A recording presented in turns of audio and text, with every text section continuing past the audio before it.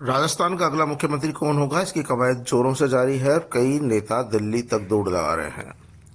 पूर्व मुख्यमंत्री वसुंधरा राजे ने कल दिल्ली में पीएम मोदी, अमित शाह, जेपी नड्डा से मुलाकात की और अपनी बात रखी। बताया जा रहा है कि दिल्ली का जो केंद्रीय नेतृत्व है इस बार राजस्थान, मध्य प्रदेश और छत्तीसगढ़ तीनों ही स्थानों पर नए मुख्यमंत्री देना चाहता है, जिससे वर्ष 2024 के लोकसभा चुनाव में फायदा मिल सके।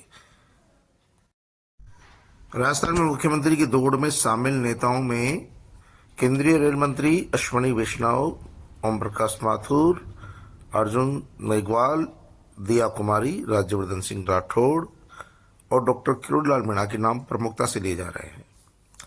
माना जा रहा है कि अश्विनी वैष्णव पर ज्यादातर लोग सहमत है, लेकिन अब सबसे बड़ा रोड़ा आ गया उनका अश्विनी वैष्णव का ब्राह्मण के साथ, ब्राह्मण में भी बैरागी समाज का होना।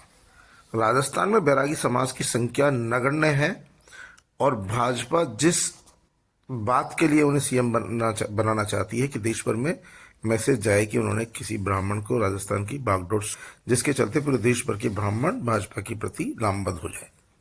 लेकिन अश्विनी वैष्णव को सीएम बनाने से देश भर का ब्राह्मण कुछ न होने वाला नहीं है, क्योंकि ब्राह्मण समाज में भी अश्विनी वैष्णव जो समाज है, वैष्णव समाज के लोगों की संख्या बहुत कम है। ऐसी स्थिति में अब नए ब्राह्मण चेहरे की तलाश शुरू हो गई है और ये तलाश जाकर खत्म होने वाली है सीपी जोशी पर।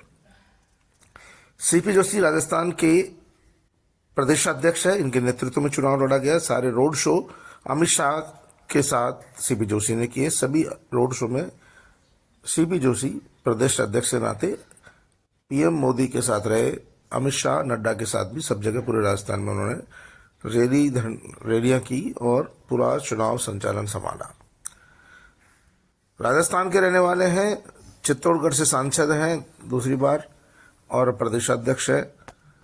पार्टी ने यह भी कह दिया कि जरूरी नहीं है कि कोई विधायक ही मुख्यमंत्री बनाया जाए। ऐसे में सीपी जोशी को दिल्ली तलब किया गया है।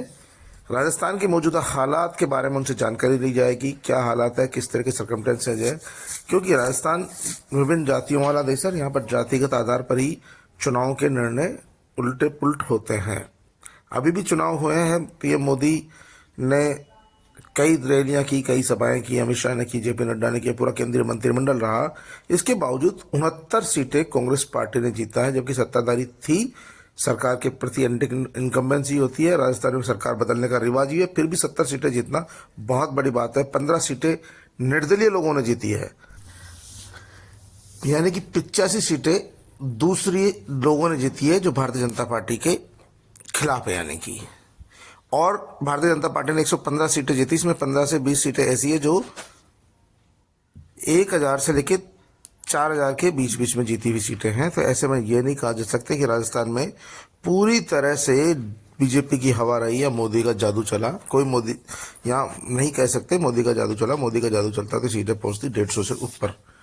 तो जाहिर सी बात है कि अब भारतीय जनता पार्टी को लोकसभा चुनाव में जाना है, तो लोकसभा चुनाव में जाने से पूर्व तय ये करना है कि आखिरकार सीएम किसको बनाया जाए, मुख्यमंत्री किसको बनाया जाए, और मुख्यमंत्री किसको बनाया जाए इसकी जो अब कवायद चल रही है। भारतीय जनता पार्टी के नेताओं ने दिल्ली सीपी जोशी को तलब किया है। सीपी जोशी से बातचीत की जाएगी कि राजस्थान के ताजा हालात क्या है, क्योंकि भी हाल ही में वसुंधरा राजे के बेटे दुष्यंत कुमार पर विधायकों की बाड़ेबंदी के आरोप भी लग गए। विधायकों से उनकी मुलाकात को शक्ति प्रदर्शन मान लिया गया, तो इससे वसुंधरा राजे को थोड़ा नुकसान हुआ है। लेकिन अब सीपी जोशी को दिल्ली बुलाया गया है, सीपी जोशी से तय किया जाएगा। माना जा रहा है कि सीपी जोशी भी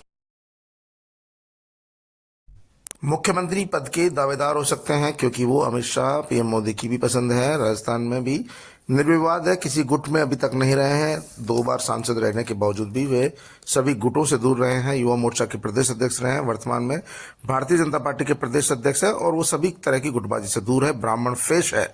और ऐसी स्थिति में उनको अगर मुख्यमंत्री बनाया जाता है तो पूरे देश भर में ये मैसेज जाएगा कि राजस्थान में कोई ब्राह्मण मुख्यमंत्री है। ब्राह्मण समाज भारतीय जनता पार्टी का मूल वोट बैंक माना जाता है, लेकिन देश में किसी भी प्रदेश में ब्राह्मण मुख्यमंत्री नहीं है। ऐसे में माना जा रहा है कि इन सबकी लड़ाई के बीच में क्योंकि सीपी जोशी को मुख्यमंत्री बनाया जा सकता है और मुख्यमंत्री बनाने पर सीपी जोशी का कोई विरोध भी नहीं करेगा, क्योंकि पार्टी के तमाम लोगों को उनके नाम पर किसी तरह का ऐतराज नहीं है। लेकिन जब दूसरे नाम आते हैं तो उन पर कहीं ना कहीं लोगों को निगाह टिक जाती है और उन पर ऐतराज हो सकता है और पार्टी को नुकसान हो सकता है।